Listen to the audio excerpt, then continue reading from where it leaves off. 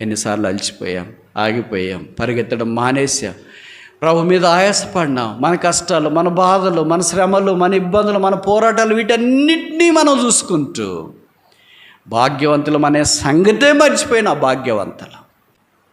దేవుని జనమా, సంగమా, దేవుడు వాడుకుంటున్న సాధనాలు భక్తులైన వారు కొనిపోబడుతున్నారు. భక్తిహీనుడు నాలాంటి వాడు ఉన్నాడు.